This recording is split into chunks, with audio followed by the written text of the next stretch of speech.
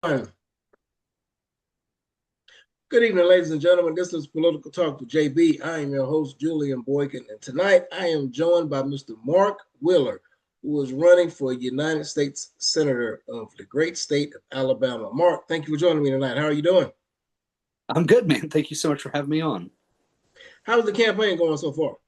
It's going great, man. We're getting all over the state. We're making tons of impressions online. We posted a video on Thursday. It just crossed 1.1 million views, which is pretty astronomical. It's the largest number of views of anybody in the race thus far. So it's very exciting. So tell everybody a little bit about yourself, your background, and what has led you to run for U.S. Senator. Sure, sure. So man, it's really been a long journey. So I grew up pretty disadvantaged. Disadvantaged is kind of a funny word to use there. My mother's struggled my whole life with drug abuse. When I was about 3 months old, my dad went to prison for murder. He's been in there my whole life and will continue to be in there my whole life. Um, and so that was kind of just my childhood coming up on and off, drugs, violence, that nature of things. And I did have some really good people, some really great examples in my life of how to be a better person, how to live a better life. And so I kind of took that to heart, and I said, you know what, I want to be a little bit more than what's going on around me. So I graduated high school, and I started looking for work, and I found a job in a factory, and I found out really really quick that they don't care about you as an employee, right? The expectation there is that you're going to work all the overtime they demand, as much as they want, for as long as they want, and that's it. There's no recourse. And so I bounced around factory jobs for several years, and I finally found myself at my current employer, and they offered something called tuition reimbursement. And they said, we'll pay for you to go to college if you can make it work with your schedule and if you make good grades. So, Lord, okay, well, I'm going to try. And so it took me 7 years, but I finally accomplished a bachelor's degree in emergency management, in chemistry and emergency management. And so that's allowed me to kind of move into a pseudo white collar role, where I work as a chemist full time now in the research and development division of my company, which is great. It's an incredible job. I love the people I work with. I really, really enjoy the work that I do. But I look around at everybody I went to school with, to high school with. The vast majority of them don't own a home. The vast majority of them don't have a career that they can rely on. They're just stuck in the same hole that they've been in their whole lives. And that was very nearly me.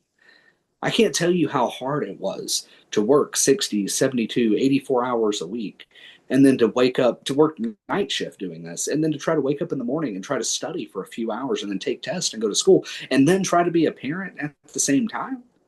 I mean, it's hard. And life isn't supposed to be that hard, right? I mean, we're supposed to be the land of the American dream. We're supposed to be a place where you can prosper and grow and be more. Correct. And that's not what life is like for the average working person.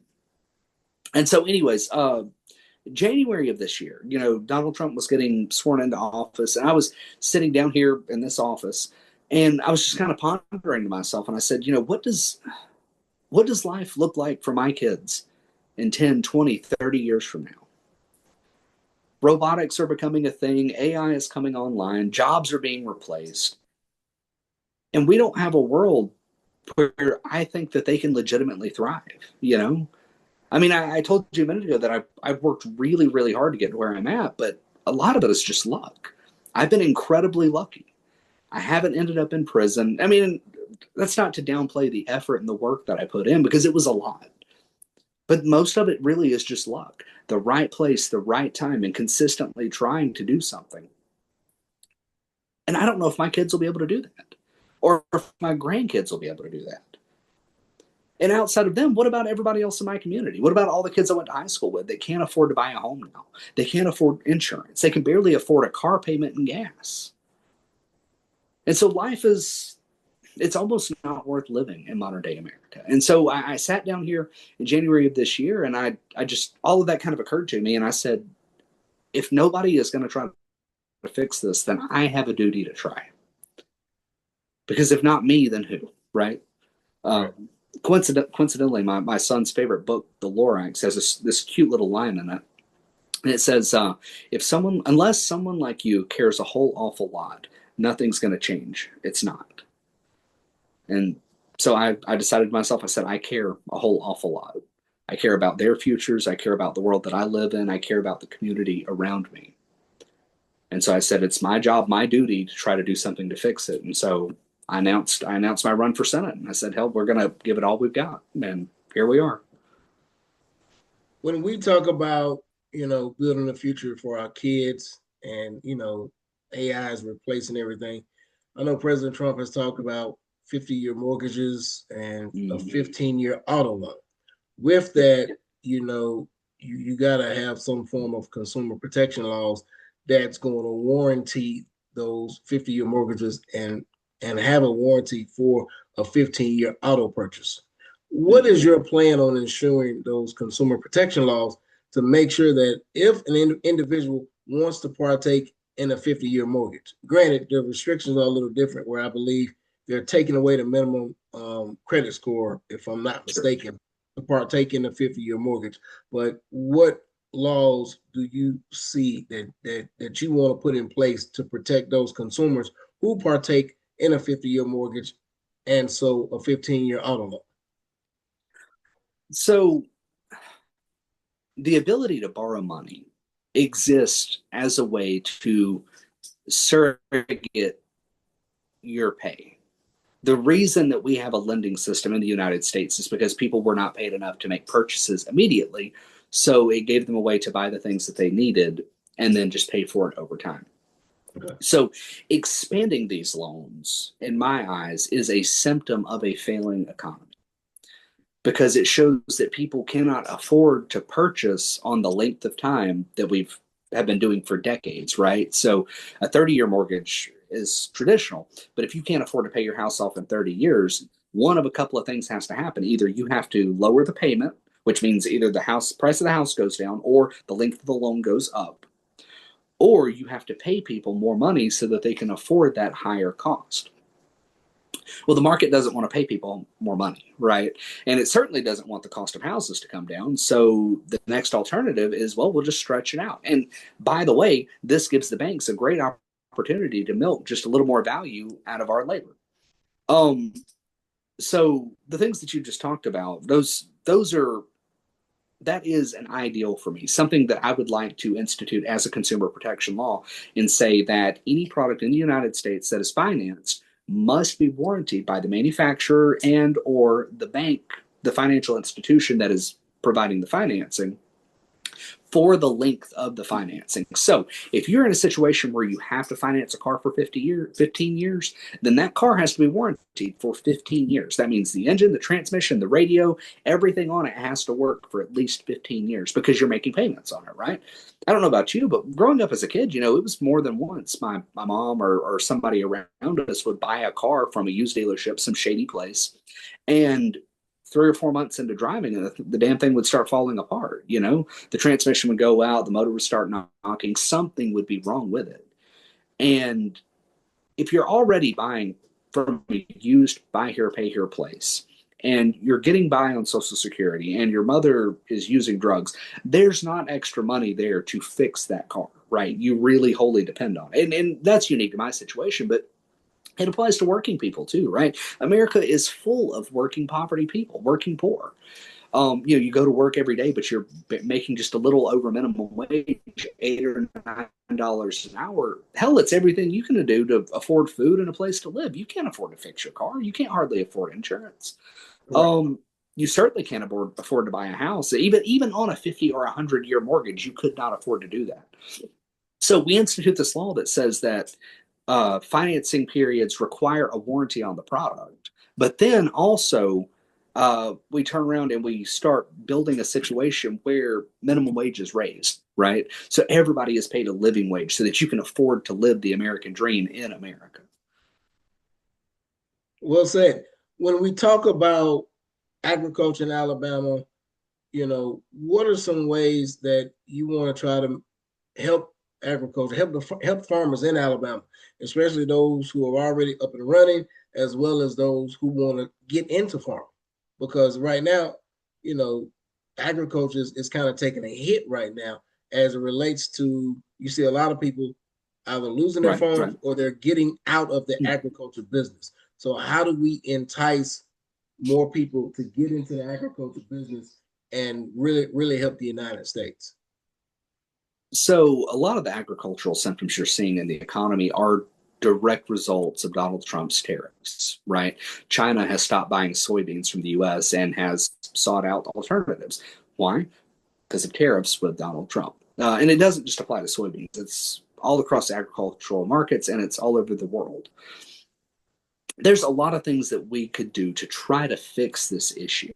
Um, just getting Donald out of office, I think, alone would be enough for a lot of countries to come back to the table and say, yes, we're willing to rebargain with you. But in some instances, like China, they've already found permanent replacements for our soybean supplies. So it puts us in a situation where we have to say, do we just discontinue growing soybeans? Or do we start opening facilities here in the United States to refine those soybeans into products for people here in the United States? Soy sauce isn't very widely used here, but we could start manufacturing our own soy sauce. Tofu is not very widely eaten here, but we could start eating tofu here in the United States. There's a lot of options that we can pursue, but I really think all of them start with addressing the cause of the agricultural issues here in the States, which starts with dealing with Donald Trump. Once we have dealt with him and dealt with his tariff issue, then we can turn and we can really start focusing on finding ways to direct these products back into various markets around the world. And if we can do that and we can successfully have a functional agricultural economy again, then we start looking at, okay, new small farms that want to come online. How do we help people get into that? You and I talked before the recording a little bit about direct treasury lending. So I really advocate, in my mind, I think it would be a great idea to offer direct lending from the federal treasury to small businesses and to citizens directly. People that are well qualified, obviously, you can't have some crazy bad credit report, but you could get the best rates. You cut out some of the margin that banks are skimming out of the economy. So, JP Morgan doesn't need to make $100 billion a year, right?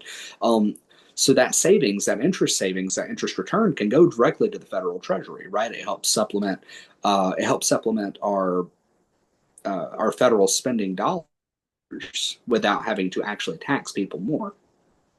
And then, of course, at the same time, we would be servicing these small businesses and these individuals in a way that would allow them to achieve the needs for their small business or within their life without having to approach a bank and give margin to the private sector. And all of this together, I think, would do a lot to revitalize our agricultural economy and to save small businesses and even some cases individuals.